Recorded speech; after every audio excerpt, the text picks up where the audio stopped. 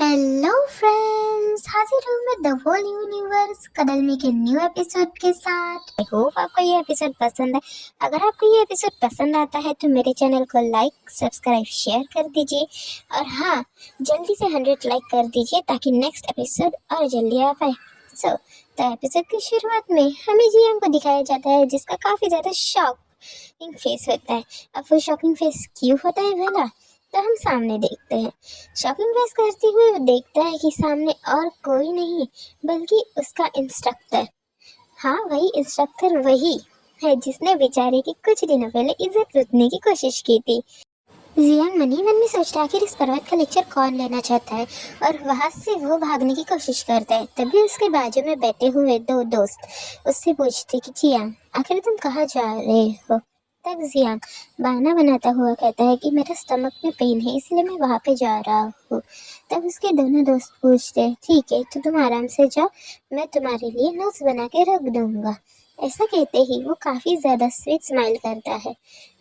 ये सुनते पर अवैजियन तो काफी ज्यादा खुश हो जाता है और कहता है कि ब्रदर, मैं आपकी काइंडनेस को कभी नहीं भूलूंगा, तुम मेरे सबसे प्यारे ब्रदर हो। दूसरी तरफ अपना सेकंड मिनली तो उसको देखते ही रह जाता है कि आखिर ये क्या कर रहा है। हमें लियोन की आवाज दिखाई जाती है जहाँ पर वो एक एग्जाम्पल देकर एक लॉयन को जो कि बजर्ग मूड में जा चुका है उसके बारे में हमें बता रहा होता है। और वो पूछता है कि आखिर अगर एक बजर्ग मूड में चला जाए कोई लॉयन पीस तो उसके बारे में क्या किया जाए। तब सारे स्टूडेंट हाथ उठाते हैं और आंसर का जवाब देने लगते हैं। तभी हमारे लियोन की नजर कहीं पर जाती है और ये कहीं और पे नहीं, ऑफ कोर्स गाइस, कहाँ पे जा रही होगी आपको भी पता है और मुझे भी। तो उसकी नजर जाती है हमारे भाग रहे चोरी छुपे और कौन, जियांग के पास। जियांग के पास जाती है और वो देखता है कि जियांग तो चुपचाप तब एक पाँव निकलने की कोशिश कर रहा होता है। मगर तभी लियोन उसकी तरफ देखता है और उससे पूछता है आखिर तुम किस मेजर से बिलोंग करते हो, आखिर तुम्हारा नाम क्या है और तुम यहाँ से कहाँ जाने की कोशिश कर रहे हैं। ये क्वेश्चन हमारा लियोन जियांग से पूछ रहा होता है। जियांग भी उसकी तरफ देखता है और एक प्यारी सी, प्यारी नहीं पर थोड़ा सा नर्वस होते हुए और पिछली बातों को याद करते हुए कहता है कि मेरा नाम जियांग जाओ है और मैं स्पिरिट केयर मेजर से हूँ। ये सारी चीजें वो काफी ब्लश करते हुए बोल रहा होता है क्योंकि उसे उस पिछली बातों की यादें आ रही होती है जहाँ पर हमारे लियोन ने बेचारे की भोले भाले लड़के की इज्जत लूट ली होती है। वो सारी चीजें याद करके वो काफी ज्यादा ही ब्लश कर रहा होता है। मगर जैसे ही जियांग बोलता है कि मैं मेजर से हूँ, स्पिरिट मेजर केयर से हूँ, तब सारे स्टूडेंट उस पर हंसने लगते हैं और कहते हैं कि हाँ, ये स्पिरिट केयर मेजर से है। How rude. मतलब सारे स्टूडेंट सब हंसने लगते हैं। तब लियोन को समझ में नहीं आता कि आखिर सब लोग उसकी तरफ क्यों हंस रहे हैं। तभी लियोन उससे एक क्वेश्चन पूछता है, अगर एक बॉडी स्पिरिट मजहबक मोड में चला जाए तो उसको कैसे ट्रीट कर सकते हैं। तब जियांग कहता है ये तो काफी ज्यादा सिंपल है, बजर्ग मोड में जाने वाला एक एनिमल कैट ही है। तो हम उसको आसानी से हाथ लगा के शांत कर सकते हैं उसे छू कर। तब ये आंसर सुनते बराबर सारे स्टूडेंट उसको हंसने लगते हैं और उसको जज करने लगते हैं। तब जियांग को समझ में नहीं आता कि आखिर मैंने ऐसा क्या बोला। तब सारे स्टूडेंट बोलते कि क्या इसे बेसिक के बारे में भी नहीं पता। तब जियांग का दोस्त उसे खींचता है और उसे बैठाता है। तब जियांग जाओ को कहता है कि जियांग यहाँ पे बैठ जाओ। तब उसका सेकंड मेलियर हमको बताता है कि क्या तुम्हें स्पिरिट बॉडीज के बारे में नहीं पता। कोई भी पार्टनर स्पिरिट बॉडी को छू नहीं सकता जब तक वो उसका रियल ओनर ना हो या फिर वो उसकी स्पिरिट बॉडी ना हो। तब जियांग को समझ में आता है कि आखिर उसने गलत क्या कहा। तब जियांग को उसका दोस्त बताता है कि इस जो तूने मेजर लिया है वो काफी ज्यादा कमजोर है, इस वजह से तेरे सारे लोग मजाक उड़ा रहे हैं। तब जियांग को भी ये बात समझ में आती है कि ये मेजर काफी ज्यादा कमजोर है, इसकी वजह से काफी लोगों को सफर करना पड़ता है। और ये बात सुनकर और समझकर उसे काफी ज्यादा बुरा लगता है और वो अपने दोस्त की तरफ भी देखने लगता है और सोचता है कि मैं पिछली लाइफ में एक बायोलॉजी का स्टूडेंट था और मैंने काफी ज्यादा ही अच्छी मेहनत करके मार्क्स लाए थे। ये सब सोच रहा होता है और उसको बुरा भी लगता है कि मेरे दोस्त ऐसे सफर कर रहे हैं। तभी वो कॉन्फिडेंस से उठता है और कहता है कि तुम सिर्फ देखो कि मैं क्या करता हूँ। तब सेकंड मिनलीड के बारे में पता चलता है कि वो तो काफी ज्यादा सोच रहा है कि भाई साहब अब ये बंदा क्या करने वाला है। मगर हमारा भाई जिया खड़ा होता है और काफी ज्यादा कॉन्फिडेंटली कहता है कि स्पिरिट बॉडी को हम पॉसिबल है कि उसके पार्टनर के अलावा भी हम उसे छू पाए। तब जियांग कहता है कि ये काफी ज्यादा डिफिकल्ट तो नहीं है बट इजी भी नहीं है, इसे हम चाहे तो आसानी से कर सकते। तब लियोन थोड़ा इंटरेस्ट लेकर उसे पूछता है कि आखिर तुम इसका जवाब कैसे दे सकते हो और हम स्पिरिट बॉडी को कैसे छू सकते हैं, हाउ इज इट पॉसिबल। ये सारी क्वेश्चन लियोन जियांग से पूछ रहा होता है। तभी जियांग एक सिंपल और इजी वे में बताता है कि जो स्पिरिट बॉडीज है वो भी एक तरह से एनिमल्स है। फॉर एग्जाम्पल अगर हम लोग कैट को ले लें तो अगर हम लोग कैट की ग्रूमिंग करते हैं या फिर उसके फेमिलियर जैसे दिखते हैं या फिर जैसे कि हम लोग उसके कॉस्ट्यूम पहनते हैं तो हम लोग उसके जैसे फेमिलियर हो जाएंगे, जिसकी वजह से जो स्पिरिट एनिमल होंगे वो हमारे पास अट्रैक्ट होंगे। या फिर हम किसी किसी इंस्ट्रूमेंट्स को लेकर भी उसके साथ फेमिलियर हो सकते हैं और क्लोजली बॉन्ड बना सकते हैं, जिसकी वजह से स्पिरिट एनिमल हमसे अट्रैक्ट हो और हमारे साथ विश्वास करे और हमसे बॉन्ड बनाए। ये बात सुनते बराबर सारे स्टूडेंट जियांग की काफी ज्यादा तारीफ करने लगते हैं और जियांग भी काफी ज्यादा प्राउडली स्माइल करते हुए और अपने बालों को सहलाते हुए एक कॉन्फिडेंटली स्माइल देता है और वहां पे खड़ा हो जाता है। ये आंसर तो काफी अच्छा था, ऐसा लियोन भी कहता है। तब बेचारा जियांग डे ड्रीमिंग करने लगता है कि हाँ, आखिर ये लोग समझते क्या है, मैं ऐसा ही थोड़ी बायोलॉजी का स्टूडेंट हूँ, ऐसा जियांग मन ही मन में कह रहा होता है। बट तभी जियांग के मुंह पे पानी फेरते हुए हमारा लियोन कहता है देन देन तुम्हारा आंसर तो ठीक था। शो लेक्चर खत्म हो जाने के बाद तुम मुझे मेरे ऑफिस में आके मिलना। जैसे ही ये बात जियांग सुनता है उसके कान और आंख दोनों ही खड़े हो जाते हैं और भाई साहब अब तो वो बोलता है कि मैं तो गया, मेरा बट तो गया, अब तो मैं बचूंगा ही नहीं। जैसे ही बंदा शॉक होता है वैसे ही अपना भाई तो रॉक होता है, लियोन रॉक गाइस, और बेचारा जियांग शॉक। तो लेक्चर खत्म होने के बाद हमें जियांग को दिखाया जाता है जो कि भीड़ में से चुपचाप निकलने की कोशिश करता है और कहता है कि मैं क्राउड का एडवांटेज लेके जल्दी से यहाँ से निकल जाता हूँ, वरना वो पागल इंसान मुझे पकड़ लेगा तो पता नहीं क्या क्या करेगा। जैसे ही जियांग ये सोच रहा होता है तभी पीछे से किसी का हाथ आता है और उसको कॉलर से उठा लेता है और कहता है कि जियांग अगर तुम कहाँ जा रहे हो। तब जियांग कहता है कि मैं तो बस कैफेटेरिया ढूंढ रहा था और कहीं नहीं। तब हमारा बेचारा फ्रेंड कहता है कि तुम जरूर कहीं भागने की कोशिश कर रहे हो, मगर मैं ये तकनीक बिल्कुल तुम्हें अलाउ नहीं करेगा।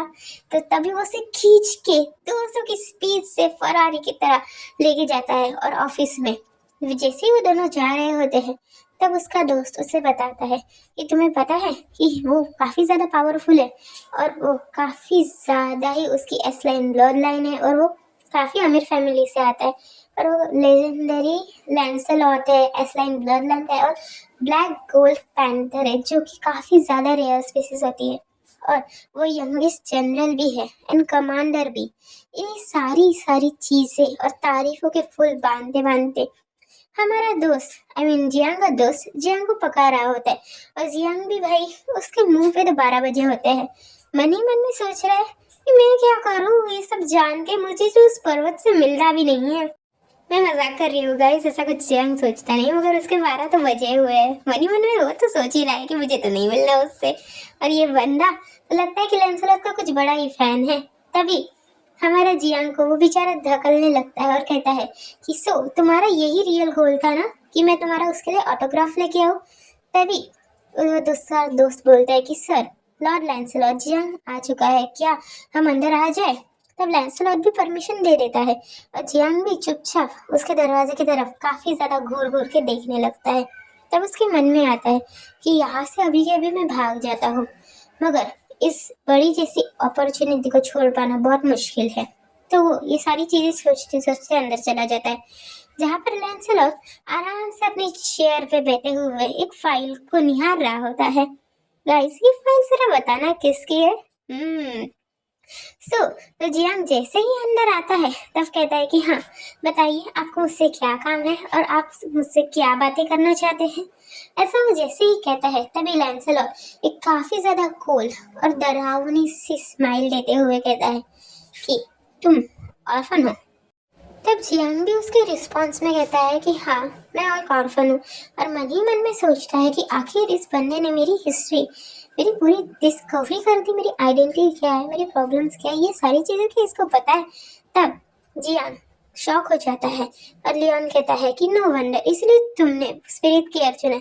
वैसे तुम काफी ज्यादा ही टैलेंटेड हो और तुम चाहो तो मैं तुम्हारा मेजर जो स्पिरिट केयर है उसे चेंज भी कर सकता हूँ। क्या तुम्हें ये ऑफर मंजूर है?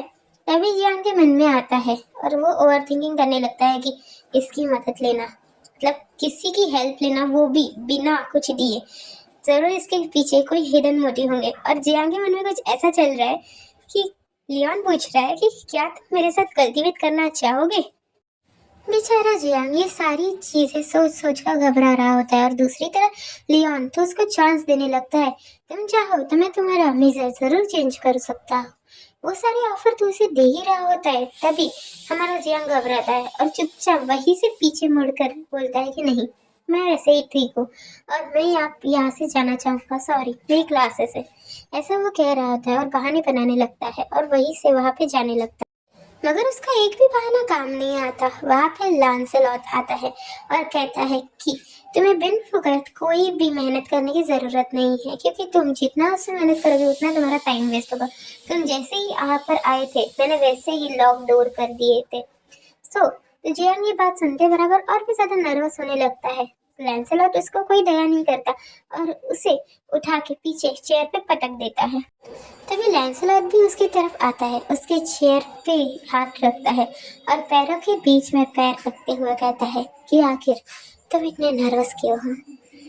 गाइस, ऐसी चीजें देखकर कुछ गलत समझ मत लेना, वो सिर्फ उसकी तहकीकात कर रहा होता है। मगर वो एक काफी ज्यादा इविल सी स्माइल देते हुए कहता है कि मैं सिर्फ तुम्हें चेक करना चाहता हूँ और तुम्हारी बॉडी को। तभी लैंसलॉट एक चुटकी बजाता है और ऊपर से कुछ टेंटिकल जैसी मशीन आती है जो कि जियांग के हाथ और पाँव दोनों ही बांध देती है, जिसकी वजह से जियांग और भी ज्यादा घबराने लगता है।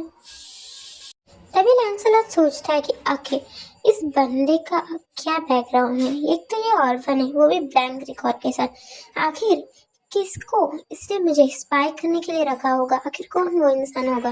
ये सारी चीजें लैंसलॉट सोच रहा होता है। दूसरी तरफ जियांग को दिखाया जाता है जिसके बेचारे के कपड़े ऊपर आ चुके थे और वो कुछ कर भी नहीं पा रहा था। एक अजीबोगरीब सा ब्लू कलर का टेंटिकल उसकी बॉडी को चेक कर रहा होता है और जियांग को ये काफी ज्यादा वरीड लग रहा होता है। तब लैंसलॉट कहता है कि कुछ भी मिसअंडरस्टैंडिंग मत पालो, ये सिर्फ तुम्हारी स्पिरिट पावर को चेक कर रहा है। मगर जियांग भाई, वो तो तेरा अपना पृथ्वी का बंदा है, तो उसे तो ये सारी चीजें काफी ज्यादा अजीब ही लगेगी। वो मन ही मन में कहता है कि आखिर ये पर्वत मेरे साथ कौन से वरीड गेम खेलना चाहता है। मगर ये सारी चीजें वो सोचते सोचते हमें तब लैंसलॉट की तरफ दिखाया जाता है जिसकी आंखें काफी ज्यादा ही कलर चेंज हो चुका है और वो कहता है कि आखिर ये सेंट क्या है। तब ये सेंट सुनते बराबर वो लैंसलॉट जियांग के काफी ज्यादा पास आ जाता है और मन ही मन में सोचता है आखिर मेरी बॉडी रजिस्ट क्यों नहीं कर पा रही है। और जियांग भी कहता है कि खबरदार अगर तुमने मेरे साथ कुछ किया तो। तभी तभी जो लैंसलॉट की स्पिरिट बॉडी थी एक पैंथर की, वो बाहर निकल आती है। तब लैंसलॉट मन में ही मन में कहता है कि मेरे जो डिजायर है वो अनकंट्रोलेबल है, मेरे डिजायर कंट्रोल नहीं। और जो लैंसलॉट की स्पिरिट बॉडी थी वो बाहर आ जाती है, जिसे देखकर जियांग काफी ज्यादा घबरा जाता है और कहता है क्या तुम मुझे साइलेंसली किल करना चाहते हो? ये सारी चीजें उसे काफी ज्यादा, और उस पैंथर को देखकर वो घबरा रहा होता है। मगर वो पैंथर मतलब वो स्पिरिट बॉडी उसके पास जाकर उसे सूंघती है और उसे उसकी स्मेल काफी ज्यादा ही पसंद आती है और वो जियांग को लिक करने लगती है। तब जियांग भी उसको नो करता है, पर हमारे जियांग बंदे के हाथ बंधे होने के कारण वो कुछ भी नहीं कर सकता था।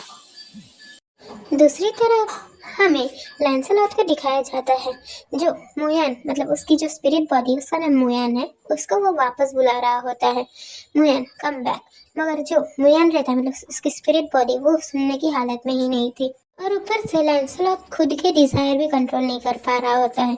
मगर तभी वो अपने डिजायर पे कंट्रोल करता है और मुयान जो उसकी स्पिरिट बॉडी है उसे वापस आने की कमांड देता है और वो काफी ज्यादा गुस्से में रहता है, जिसकी वजह से उसकी जो स्पिरिट बॉडी थी वो उसमें वापस आ जाती है और लैंसलॉट भी नॉर्मल हो जाता है। मगर वो उसके वश में नहीं होता और जाता है जियांग के पास और उसको पैशनेटली कहता है कि आखिर तुम कौन हो? मुयान तुम्हारी तरफ से इतने ज्यादा डिफरेंटली बिहेव क्यों कर रहा है, मुझे जल्दी बता। तब जियांग सोचता है कि भाई साहब मैंने कुछ किया ही नहीं। तभी लैंसलॉट उसकी सेंट को डिज़ायर होके उसको किस कर लेता है, जिसकी वजह से जियांग भी काफ़ी ज़्यादा ही पागल हो जाता है। दूसरी तरफ हमें किसी के दरवाजे पे नॉक करने की आवाज़ सुनाई देती है, तो लैंसलॉट और जियांग दोनों ही बराबर हो जाते हैं। तब लियोन कहता है कि किसी को भी मत बताना इस बारे में। तब जियांग कहता है मैं पागल थोड़ी हूँ, और वैसे भी मैं खुद को एम्बेरस नहीं करना चाहता। तुम दूसरी तरफ हमें हमारे और एक मेल लीड की एंट्री दिखाई जाती है, जो कि क्राउन प्रिंस होता है, और वो आते बराबर कहता है कि मुझे यहाँ पे तुम्हारे फादर ने भेजा था तुम्हें ग्रीट करने के लिए। और बेचारा जियांग वहाँ से चुपचाप दबे पाँव निकल जाता है और मन ही मन में योर हाइनेस आपका काफ़ी ज़्यादा शुक्रिया जो आप सही टाइम पे आ गए। दूसरी तरफ हमें लियोन और हमारे प्रिंस की बातें सुनाई जाती है, जहाँ पर लियोन की जो स्पिरिट बॉडी थी वो डैमेज हो गई थी, जिसकी वजह से वो इस एकेडमी में आया और बच्चों को पढ़ाने लगा। ये सारी चीज़ें क्राउन प्रिंस उसे बता रहा होता है और कह रहा होता है इसकी इसी वजह से तुम्हारे फादर काफ़ी ज़्यादा वरीड होते हैं तुम्हारे लिए।